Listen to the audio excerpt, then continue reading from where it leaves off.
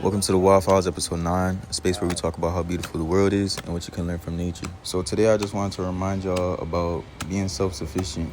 And I got a couple clips here of us catching our own food, crabs on land, crabs in the water, fish in the river. But yeah, be self-sufficient, go outside, go learn, stay blessed.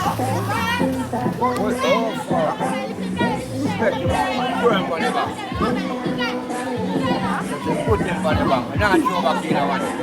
You don't tell some boy a fisherman. Let me see. This one me they call him Bob, brother. Next one, right? Listen. Small dude. Enough more and we can carry them, man.